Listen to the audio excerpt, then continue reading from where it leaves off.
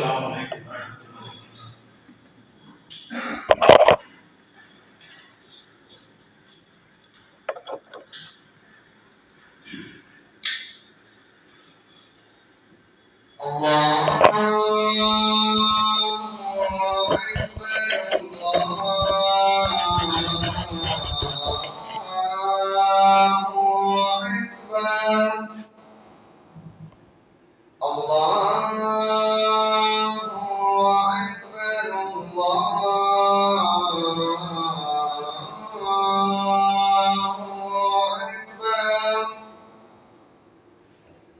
أشهد أن لا إله إلا الله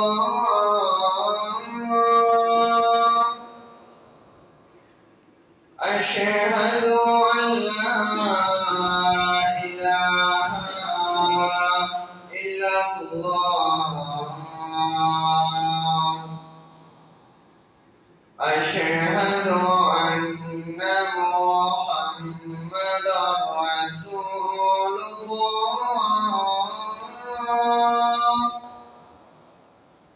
أشهد أن محمدا رسول الله حي على الصلاة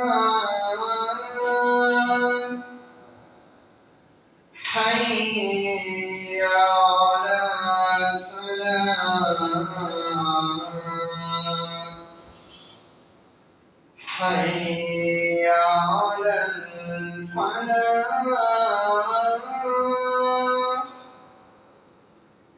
حي على الفلاح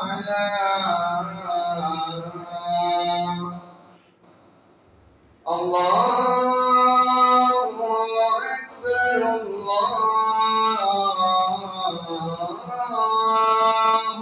أكبر لا إله إلا الله.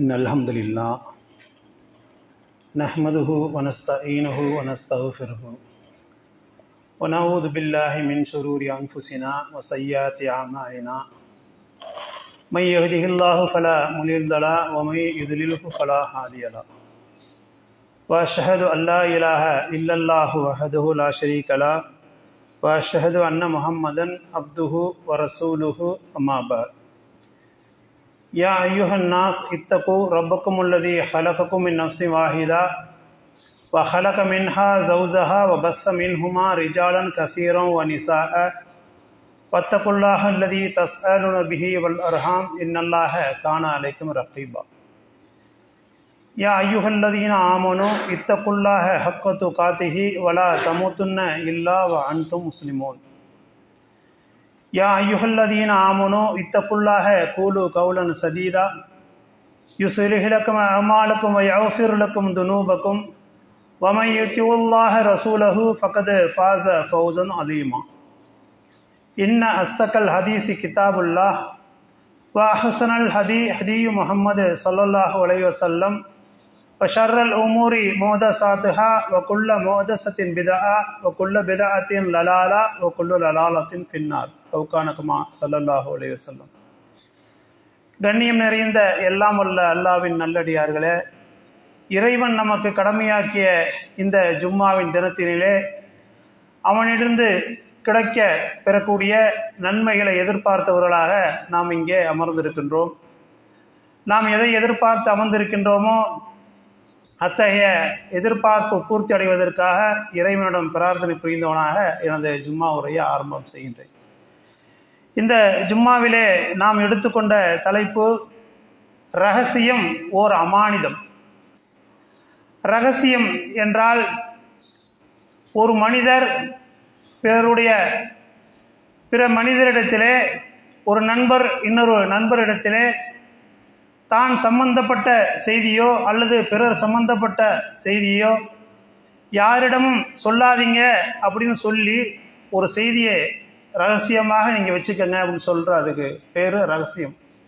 இந்த ரகசியத்தை நாம் பிறரிடம் சொல்லாமல் பாதுகாத்து வைக்கிறது தான் அமானிதம்.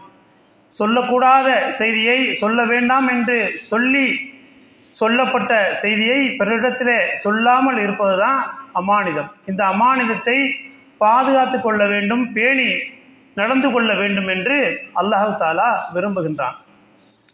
இப்படிப்பட்ட இந்த அமானிதம் ஒரு நபரிடத்தில் இன்னொரு நபர் சொல்லுகின்ற போது தயவு செய்து இந்த செய்தியை நீங்கள் யார்ட்டையும் சொல்லிடாதீங்க, பிறரிடத்திலே சொல்லிடாதீங்க அப்படின்னு சொல்லுவார். ஒரு தடவை, 2 தடவை, 3 தடவை உத்தரவாதம் வாங்கிக்கிட்டு சொல்லுவார். ஆனால் மனிதனுடைய இயல்பான எண்ணம் எப்படி இருக்குன்னு சொன்னால், இந்த மாதிரி சொல்லுகின்ற போது அவன் இடத்துல இருக்கின்ற சைத்தான் என்ன செய்வான், இதை நீ பிறரிடத்திலே சொல்லு அப்படின்னு சொல்லிட்டு தூண்டுவான். அப்படி தூண்டுகின்ற போது இவன் என்ன செய்வான், அவன் எடுத்துக்கொண்ட அந்த உறுதிமொழியை தாண்டி அமானிதத்தை மீறுவான். மீறி என்ன செய்வான், பிறரிடத்திலே போய் அந்த செய்தியை உடனே சொல்லக்கூடிய மனிதனாக இருப்பான். அப்போ தான் சொல்லிட்டு போவான், யார்ட்டையும் சொல்லாதீங்க அப்படின்னு சொல்லிட்டு 2 தடவை 3 தடவை அவனிடத்துல உத்தரவாதம் வாங்கிட்டு சொல்லுவான். சொல்ல மாட்டேன்னு சொல்லிட்டு என்ன செய்வான், இவர் அந்த பக்கம் போனோடனே இவருக்கு அப்படியே தாங்காது, இந்த செய்தியை யார்ட்டையாவது சொல்லிடணும் அப்படின்ட்டு சொல்லிடுவார். இப்படி சொல்லுகின்ற போது அவர் என்ன சொல்லுவார்னு சொன்னால், இந்த மாதிரி இந்த செய்தியை சொன்னார், யார்கிட்டையும் சொல்லாதீங்கன்னு சொன்னார், நான் உங்ககிட்ட மட்டும் சொல்கிறேன், இந்த செய்தியை நீங்கள் யார்கிட்டையும் சொல்லிடாதீங்க அப்படின்னு அவர் சொல்லுவார். இப்படி நீங்கள் சொல்லாதீங்கன்னு இந்த அமானிதம் என்ன செய்யப்படும், பாழ்படுத்தப்பட்டு கொண்டே இருக்கிறத நாம் பார்க்குறோம். முன்னாடி கொஞ்சம் உட்காந்துருக்கிறவங்களாம் முன்னாடி வாங்க, பின்னாடி இடம் இல்லை, நிற்கிறாங்க, முன்னாடி வாங்க, முன்னாடி வந்து உட்காந்துங்க. பின்னாடி சஃப்பு சரியாகும் போது இடம் கிடைக்கும் நமக்கு. என்ன, இந்த அமானிதம் பாழ்படுத்தப்பட்டு கொண்டே இருக்கிறத நாம் பார்க்குறோம். இப்படி ஒவ்வொரு நபரும் தன்னுடைய அந்த அமானிதத்தை மீறக்கூடியவர்களாக இந்த உலகத்தில் வாழ்ந்து கொண்டிருப்பதை நாம் பார்க்குறோம். இதில் ரகசியத்தை இந்த பரப்புறதுக்கு பாருங்கள், இதில் பல வகையான மோசடிகள் இருக்குது. எப்படிப்பட்டது நபர்கள், ஒரு வகையான நபர்கள் இருக்காங்க. இவங்க என்ன செய்வாங்கன்னு சொன்னால், ரகசியத்தை பரப்புறதில் ஆர்வம் இல்லாத போல நடிப்பாங்க. இவர் என்கிட்ட இந்த செய்தியை சொன்னார், ஆனால் நான் அதை யார்ட்டையும் சொல்ல மாட்டேன் அப்படின்னு ஒரு சொல்லுவார். சொல்லியிருக்கிறாரு, அந்த செய்தியை ரகசியமானது, நான் யாருக்கிட்டையும் சொல்ல மாட்டேன் அப்படின்னு சொல்லிட்டு பேசாமல் இருப்பார். பேசாமல் இருந்தோன்னு இந்த செய்தியை கேட்டார அவரு பேசாமல் இருப்பாரா, அவரிடத்துல சைத்தான் பூந்து விளையாடுவான். என்ன, நீ என்னன்னு கேளு, நீ அவரிடத்துல என்னன்னு கேளு, அந்த செய்தி என்னன்னு கேட்டு தெரிஞ்சுக்கிட்டு நீ மட்டும் அதை ரகசியமாக வச்சுக்க அப்படின்னு நோண்டுவான். திருப்பி இவர் போய் என்ன செய்வார், நீ என்கிட்ட மட்டும் சொல்லுப்பா அந்த செய்தியை, நான் சொல்கிறேன், நான் யாருக்கிட்டையும் சொல்ல மாட்டேன் அப்படின்னு சொல்லி அவரிடத்துல வம்பு பண்ணுவார். இந்த வம்பை தாங்க முடியாமல் அவர் என்ன செய்வார், செய்தியை இவரிடத்துல சொல்லுவார். அப்போ இதை ரகசியமாக அவர் பெற்ற செய்தியை பிறரிடத்தில் சொல்லக்கூடாதுன்னு ஒரு உறுதிமொழியை வாங்கிட்டு உத்தரவாதத்தை வாங்கிக்கிட்டு சொன்னார். சொல்ல மாட்டேன்னு இவர் ஒரு உத்தரவாதம் கொடுத்தாலும் இவரை சைத்தான் எப்படி வழி கெடுக்கிறான், நீ சொல்லு. இது ஒரு டைப்பு செய்தியை சொல்கிறதுல, நான் யாருக்கிட்டையும் சொல்ல மாட்டேன்ப்பா, ஒரு செய்தியை சொன்னார், நான் யாருக்கிட்டையும் சொல்ல மாட்டேன்னு சொல்லி வாய மூடிடுவார். ஆனால் பிறர் என்ன செய்வாங்க, அதை செய்தியை கேட்டு அதை நோண்டி கேட்டு அவரை சொல்ல வச்சுருவாங்க. இப்படிப்பட்ட ரகம் ஒரு ரகம். அதே மாதிரி ரகசியத்தில் பரப்புவதை இன்னொரு ரகம் இருக்குது. எனக்கு ஒரு செய்தி தெரியும், நான் சொல்லட்டுமா, என்ன செய்தி நான் சொல்லட்டுமா அப்படின்னு இப்படி மக்கள் சாதாரணமாக யதார்த்தமான வாழ்க்கையில் பார்க்குறோம் தானே. நண்பர்கள் மத்தியில், ஒரு கூட்டத்தின் மத்தியில் இருக்கின்ற போது என்ன செய்வாங்க, நரோட செய்தி எனக்கு தெரியும், சொல்லட்டுமா வேணாமா அப்படின்னு சொல்லுவார். இது ஒரு ரகம்.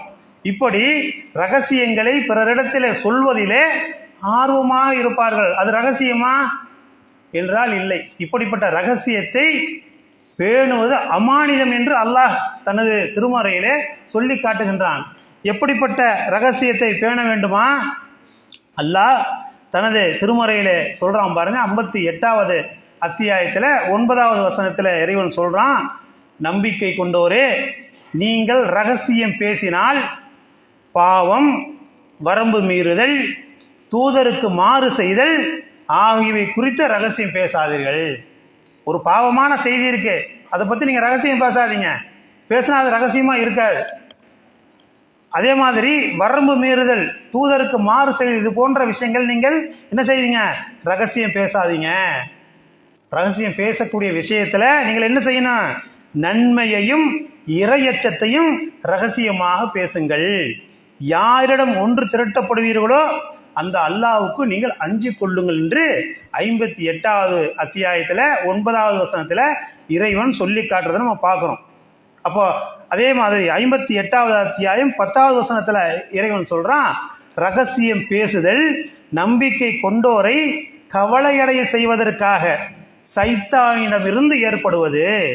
அல்லாஹ்வின் கட்டளையின்றி அவர்களுக்கு சிறிதளவும் அவனால் தீங்கிழைக்க முடியாது.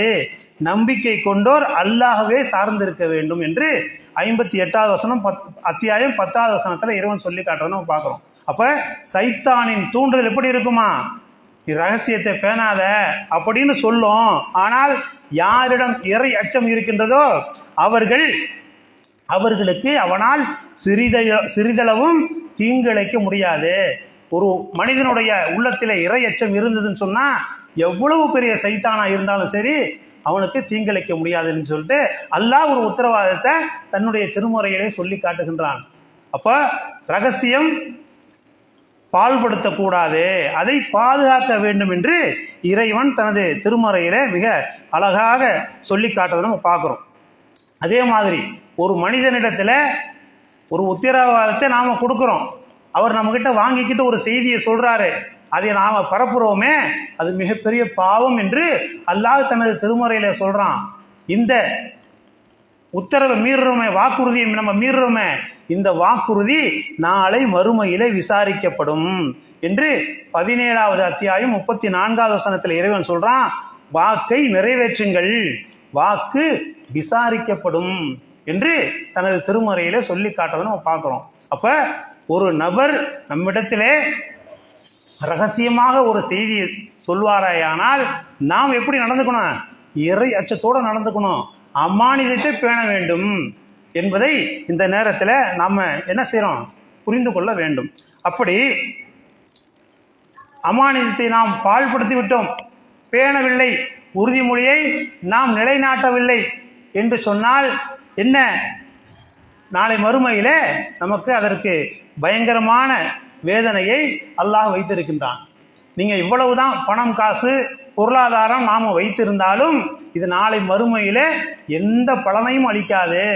இப்படி ஒரு தவறை நாம் செய்துவிட்டோம், இந்த தவறுக்கு நாம் இறைவனிடத்தில் பாவ மன்னிப்பு தேட வேண்டும்.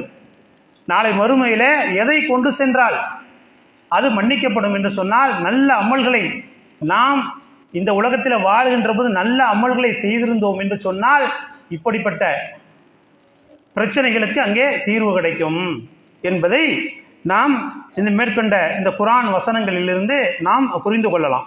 அப்போ அமானிதங்களை பாழ்படுத்துறவங்களை பற்றி இறைவன் என்ன சொல்லி காட்டுகின்றான்? நீங்கள் அமானிதங்களை பாழ்படுத்தினால் நாளை மறுமையிலே உங்களுக்கு கடுமையான வேதனை இருக்கின்றது. ஒரு மனிதனுக்கு கொடுக்கப்பட்ட உறுதிமொழியை மீறணும் என்று சொன்னால் அதற்கு பகரமாக கடுமையான தண்டனை இருக்கின்றது என்று அல்லாஹ் சொல்லி காட்டுறதை நம்ம பார்க்குறோம். அதே மாதிரி நபிகள் நாயகம் ஸல்லல்லாஹு அலைஹி வஸல்லம் அவர்கள் சொல்கிறாங்க, தன்னுடைய தோழர்களிடத்தில் கேட்குறாங்க, திவாலாகி போனவங்கன்னா யாருன்னு உங்களுக்கு தெரியுமா அப்படின்னு கேட்குறாங்க. அப்போ தோழர்கள் சொல்கிறாங்க, யார் இடத்துல பணம், காசு, பொருளாதாரம், பண்டம், பாத்திரம் எதுவும் இல்லையோ அவர்கள் தான் திவாலாகி போனவர்கள் அப்படின்ட்டு தோழர்கள் சொல்கிறாங்க. அப்போ அல்லாஹ்வுடைய தூதர் ஸல்லல்லாஹு அலைஹி வஸல்லம் அவர்கள் சொல்கிறாங்க, என்னுடைய சமுதாயத்திலிருந்து திவாலாகி போனவர் எப்படிப்பட்டவராக இருப்பார் தெரியுமா? நாளை மறுமையிலே வருவார், நன்மையான காரியங்களை அதிகமாக செய்திருப்பார், தொழுதிருப்பார், வணக்கங்களில் ஈடுபட்டிருப்பார், நோன்பு வைத்திருப்பார், ஜக்காத்து கொடுத்திருப்பாரு, இதெல்லாம் நன்மையாக மூட்டு மூட்டையாக கொண்டு வருவாராங்க. ஆனால் யாராவது ஒரு மனிதருக்கு துன்பம் விளைவித்திருப்பாரு, அவதூறு பேசியிருப்பாரு, அடித்திருப்பாரு, துன்புறுத்தியிருப்பாரு. இதன் காரணமாக அவர் கொண்டு வந்த நன்மையெல்லாம் என்ன செய்யப்படும்?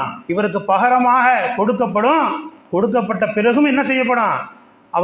அவரிடத்துல மிச்சம் எதுவுமே இருக்காது. அப்போ என்ன செய்வான் அல்லாஹ்?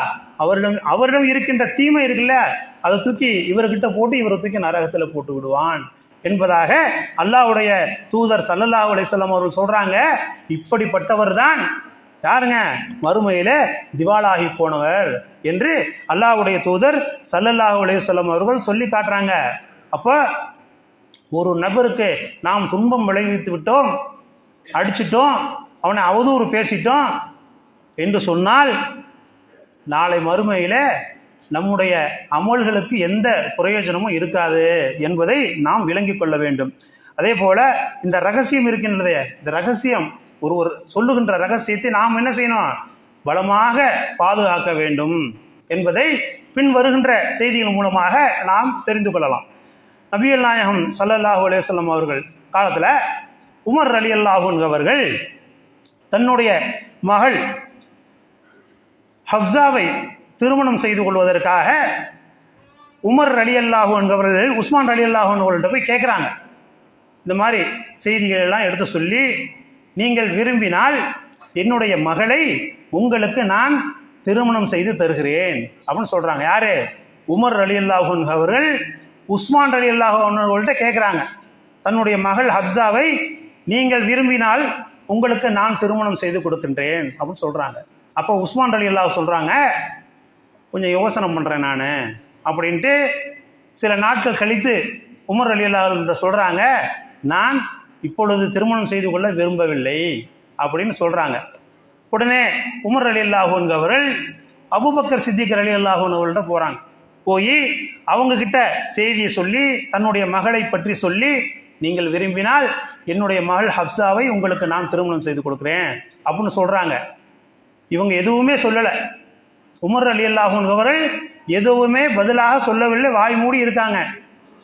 உமர் ரலியல்லாஹு அன்ஹு அவர்களுக்கு வருத்தம், இதுக்கு உஸ்மான் ரலியல்லாஹு அன்ஹுவே தேவலாமே, அவங்களாச்சும் அவகாசம் கேட்டாங்க, அவகாசத்துக்கு பிறகு நான் இப்பொழுது திருமணம் செய்து கொள்ள விருப்பம் இல்லைன்னு சொன்னாங்க, இவங்க வாய் திறந்து ஒன்றுமே சொல்லவே இல்லையே அப்படின்ட்டு வருத்தம்.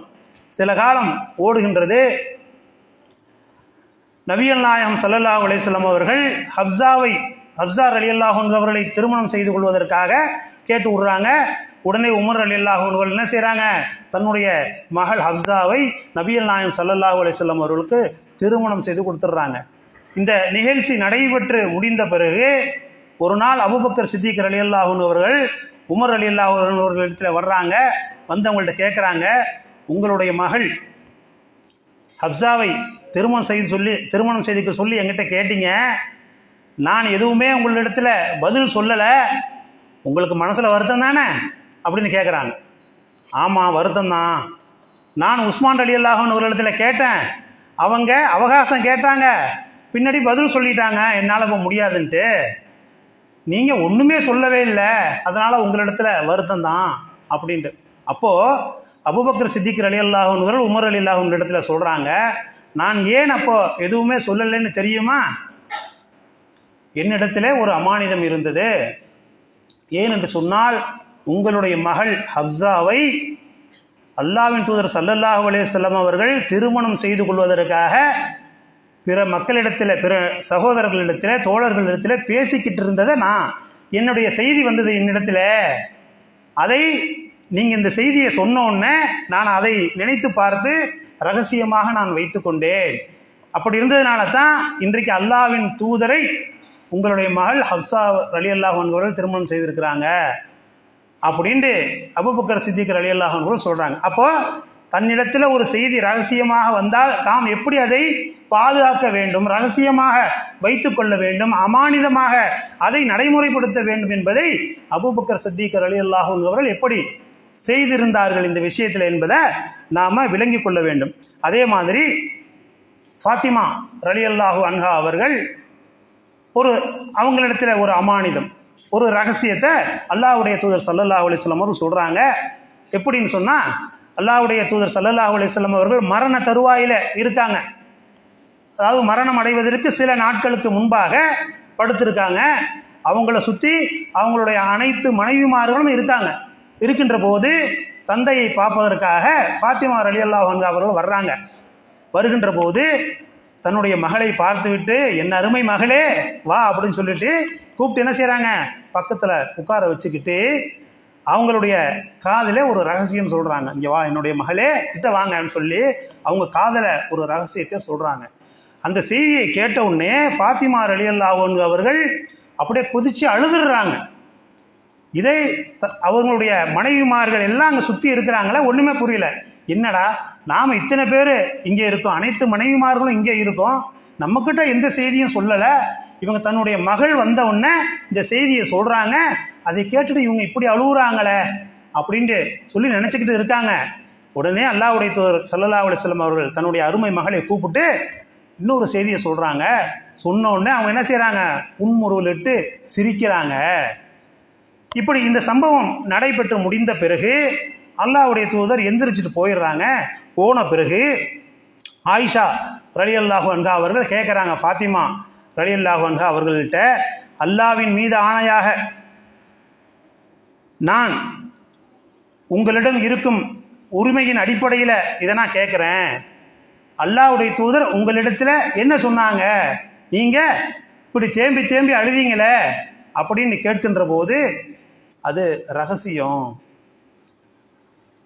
இல்லை. அதுக்கப்புறம் ஒரு செய்தியை சொன்னாங்க, நீங்கள் சிரிச்சிங்களே அது என்ன, அதுவும் ரகசியம், நான் சொல்ல மாட்டேன் அப்படின்னு சொல்லிட்டு யார்கிட்ட சொல்கிறாங்க, ஃபாத்திமா ரலியல்லாஹு அன்ஹா அவர்கள் ஆயிஷா ரலியல்லாஹு அன்ஹா அவரிடத்தில் சொல்கிறாங்க. இது இப்படியே இருக்குது. பிறகு அல்லாஹ்வுடைய தூதர் ஸல்லல்லாஹு அலைஹி வஸல்லம் அவர்கள் வஃபாத்தாகி போயிடுறாங்க. போன பிறகு ஆயிஷா ரலியல்லாஹு அன்ஹா அவர்கள் என்ன செய்கிறாங்க, ஃபாத்திமா ரலியல்லாஹு அன்ஹா அவர்கள்ட்ட கேட்குறாங்க, இப்போ சொல்லுங்க என்ன காரணத்தினால நீங்கள் அழுதீர்கள், என்ன செய்தியை பாப்பா உங்களிடத்தில் சொன்னாங்க அப்படின்ட்டு. அப்போது முதலாவது முறை என்னிடம் நபிகள் நாயகம் ஸல்லல்லாஹு அலைஹி வஸல்லம் அவர்கள் சொல்கிறாங்க, எனக்கு ஜிப்ரீல் அலைஹிஸ்ஸலாம் அவர்கள் ஒவ்வொரு ஆண்டும் என்ன செய்வாங்க, ஒரு முறை குர்ஆனை ஓதி காட்டுவார்கள். ஆனால் இந்த முறை 2 முறை ஓதி காட்டினார்கள். ஆகையினாலே நான் இந்த உலகத்தை விட்டு பிரிகின்ற நாள் வந்துருச்சு அப்படின்னு நினைக்கிறேன் அப்படின்னு சொல்லி தன்னுடைய மகள்கிட்ட சொல்கிறாங்க. அப்போ இந்த உலகத்தில் சாதாரண இந்த உலகத்தில் ஒரு தந்தை தன்னுடைய மகளிடத்திலேயோ மகனிடத்திலேயோ கூப்பிட்டு நான் இன்னும் 2 நாளைக்கு தான் இருப்பேன், அப்படி இல்லைன்னு சொன்னால் இன்னும் ஒரு 2 மணி நேரத்துக்கு தான் உயிரோடு இருப்பேன்னு சொன்னால் அந்த இடம் எப்படி இருக்கும் நினச்சி பாருங்க. அப்போது தன்னுடைய ஈரக்கொலை என்று சொன்னார்களே நபிகள் நாயகம் ஸல்லல்லாஹு அலைஹி வஸல்லம் அவர்கள், அப்படிப்பட்ட அந்த ஃபாத்திமா ரலியல்லாஹு அன்ஹா அவர்கள் தன்னுடைய தந்தை இறந்து போக இருக்கின்றார்கள் என்ற செய்தியை சொல்கிறாங்களே, அந்த செய்தியை கேட்கின்ற போது அவங்களுக்கு உள்ள எப்படி இருந்திருக்கும், அதான் அப்படி குமுறி அழுததாக அவர்கள் அந்த செய்தியில் சொல்கிறாங்க. ஏன்னா நான் என் இறப்பு நெருங்கிவிட்டதாகவே நான் கருதுகிறேன், ஆகவே நீ அல்லாஹ்வை அஞ்சிக்கொள். எப்படி சொல்கிறாங்க, என்னுடைய மவுத்து நெருங்கிருச்சு அது பிரச்சனை இல்லை, ஆனால் நீ அல்லாஹ்வை அஞ்சக்கூடிய விஷயத்தில் அஞ்சிக்கொள் என்று சொல்கிறாங்க. பொறுமையாக இரு, நான் உனக்கு முன்னால் நல்லபடி சென்று விடுவேன் என்று சொன்னார்கள். ஆகவே நான் உங்களுக்கு முன்னிலையில் அவ்வாறு அழுதேன்னு சொல்கிறாங்க ஃபாத்திமா ரலியல்லாஹு அன்ஹா அவர்கள். அப்போ அடுத்ததாக இந்த மாதிரி அழுததை பார்த்த உடனே அல்லாஹ்வுடைய தூதர் ஸல்லல்லாஹு அலைஹி வஸல்லம் அவர்கள் 2வது கூப்பிட்டு சொல்கிறாங்களே செய்தியை, என்ன சொல்கிறாங்க, இப்படி அழுவுறியம்மா, நீ அழுவாத, நீ அழுவக்கூடாது. என்ன சொல்கிறாங்க, ஃபாத்திமா இறை நம்பிக்கை உள்ள பெண்களுக்கு அல்லது இந்த சமுதாயத்தின் பெண்களுக்கு நீ தலைவியாக இருக்க வேண்டும் என்று விரும்பவில்லையா என்று ரகசியமாக கேட்டார்கள். 2வது என்ன கேட்டிருக்காங்க, இந்த சமுதாயத்திற்கு நீ தலைவியாக இருக்க விரும்பவில்லையா, இப்படி அழுவுறிய, அழுவாதம்மா பொறுமையாக இரு அப்படின்னு சொன்னாங்க. அதை கேட்ட பிறகு என்ன செய்கிறாங்க, உருளிட்டு சிரித்ததாக ஃபாத்திமா ரலியல்லாஹு அன்ஹா அவர்கள் சொல்கிறாங்க. எப்போ சொல்கிறாங்க, ரசூலுல்லாஹ் ஸல்லல்லாஹு அலைஹி வஸல்லம் அவர்கள் தன்னுடைய மகளிடத்தில் ரகசியமாக சொன்ன அந்த செய்தியை அவர்களுடைய மரணம் அடைகின்ற வரை யார் இடத்துல அவங்க சொல்லலை, அது ரகசியம், அது அமானிதம், நான் சொல்ல மாட்டேன்னு சொன்னாங்க. தன்னுடைய தந்தை இறப்புக்கு பிறகு இந்த செய்தியை அவர்கள் சொல்லி காட்டுறதை நம்ம பார்க்குறோம். அப்போ இறைவனை நீங்கள் அஞ்சுக்கொள்ளுன்னு சொன்னாங்களே, அதை அவர்கள் சரியான முறையில் பின்பற்றினார்களா இல்லையா? அப்போ அமானிதம், ரகசியம் என்பது அமானிதம், அதை நாம் பாழ்படுத்தக்கூடாது என்பதை இந்த விஷயத்தில் நாம் தெரிந்து கொள்ள வேண்டும். அதே போல் அனஸ் ரலியல்லாஹு அன்ஹு அவர்கள் அவங்க என்ன செஞ்சாங்க, சிறுவர்களோட விளையாடிட்டு இருக்காங்க. அப்போ அல்லாஹ்வோட தூதர் அனஸ் ரலியல்லாஹு அன்ஹு அவர்களை கூப்பிட்டு சொல்கிறாங்க, ஒரு செய்தியை சொல்கிறாங்க.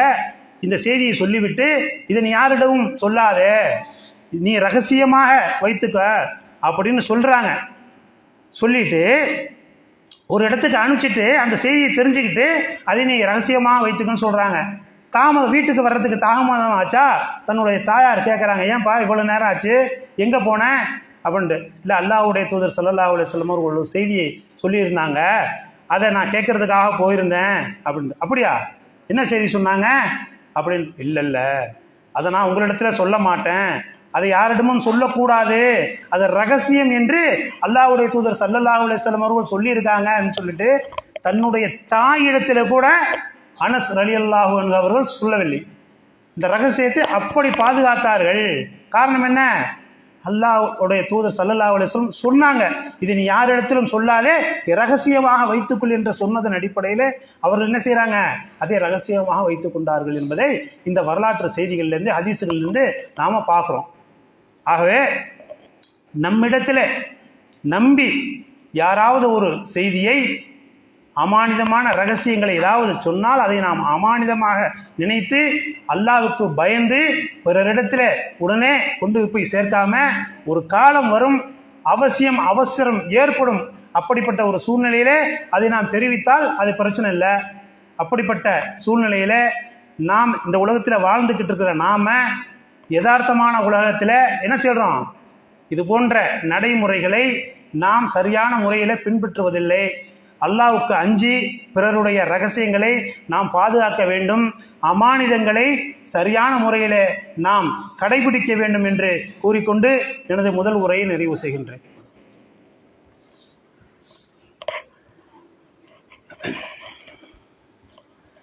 அல்ஹம்துலில்லாஹி ரப்பில் ஆலமீன், அஸ்ஸலாத்து வஸ்ஸலாமு அலா ரசூலில் கரீம். அன்புள்ள சகோதர சகோதரிகளை, ரகசியம் ஓர் அமானியம் என்கின்ற தலைப்பின் கீழே சில செய்திகளை நாம் தெரிஞ்சுக்கிட்டு இருந்திருக்கோம்.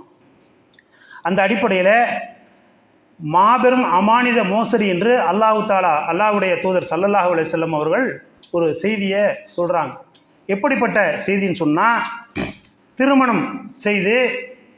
புதிதாக திருமணம் செய்து முதல் இரவில் சந்தோஷமாக கணவன் மனைவி சந்தோஷமாக இருந்து மறுநாளில் நண்பர்களை சந்திப்பாங்களே, ஆண் நண்பர்களை, பெண் தோழிகளை போய் சந்திப்பாங்களே, அந்த மாதிரி சந்திக்கின்ற போது அங்கே அந்த முதலிரவில் ஏற்பட்ட ரகசியங்களை பற்றி பேசுவாங்க. அப்படி பேசுகின்ற போது கவனமாக இருக்க வேண்டும். அங்கே ஒரு பெண்ணுடைய ரகசியத்தை பாதுகாக்கக்கூடியவனாக ஆண் மகன் இருக்கின்றான், ஒரு ஆணுடைய ரகசியத்தை பாதுகாக்கக்கூடியவனாக பெண் இருக்கின்றாள். ஆனால் இன்னைக்கு அப்படி இல்லைங்க. 4 பொம்பளைங்க கல்யாணத்தண்ணி பார்த்தீங்கன்னாக்கா முதல்ல வந்தோடனே என்ன ஆச்சு எப்படி ஆச்சுன்னு அவங்கள போட்டு தொந்தரவு பண்ணி, அந்த புது பெண்ணை போட்டு தொந்தரவு பண்ணி செய்திகளை அவங்க இடத்துலேருந்து வாங்குவாங்க. அதே மாதிரி நண்பர்கள் என்ன செய்வாங்க, என்ன மாப்பிள்ள என்னாச்சு, சந்தோஷமா இருந்தியா, எப்படி என்ன நடந்துச்சு, போச்சு வந்துச்சு அப்படின்னு இப்படி கேட்பாங்க. அப்படி கேட்கக்கூடாதுன்னு அல்லாஹ்வுடைய தூதர் ஸல்லல்லாஹு அலைஹி வஸல்லம் அவர்கள் கண்டிக்கிறாங்க. இப்படி தானும் தனது மனைவியும் இல்லறத்தில் ஈடுபட்ட பின்னர் அவளது அந்தரங்கத்தை பரப்புவன் தான் மறுமையில் அல்லாஹ்விடம் மிக மிக தரம் கெட்ட ரக மனிதனாவான் என்று அல்லாஹ்வின் தூதர் ஸல்லல்லாஹு அலைஹி வஸல்லம் அவர்கள் கூறினார்கள் என்று அபு சயீத் அல் குத்ரி ரலியல்லாஹு அன்ஹு அவர்கள் தெரிவிக்கின்றார்கள். முஸ்லிமில் 2832வது ஹதீஸாக இது இடம்பெற்றிருக்கிறத நம்ம பார்க்கணும். அப்போ எப்படி மிக மிக தரங்கெட்ட மனிதன், தரங்கப்பட்ட செய்தியை சொல்லக்கூடிய மனிதன் என்று அவனுக்கு அல்லாஹ்வுடைய தூதர் ஸல்லல்லாஹு அலைஹி வஸல்லம் அவர்கள் சர்டிஃபிகேட் கொடுக்குறாங்க. அப்படின்னு சொன்னால் அன்று அந்த திருமணம் நடைபெற்ற அந்த நாளில் முதல் இரவில் அவன் அனுபவித்ததை வெளியில் கொண்டு வந்து போட்டு உடைச்சான்னு வச்சுக்கோங்களேன், அவனை விட மிக மோசமான மனிதன் யாருமே இல்லை என்று அல்லாஹ்வுடைய தூதர் ஸல்லல்லாஹு அலைஹி வஸல்லம் அவர்கள் சொல்லி காட்டுகின்றார்கள். அப்படிப்பட்ட உலகத்தில் வாழ்ந்து கொண்டிருக்கின்ற நாம இளைஞர்கள், இது போன்ற ஒரு சூழ்நிலைகள் உங்களுக்கு அமைந்தால் அந்த விஷயங்களை நீங்கள் என்ன செய்யணும்?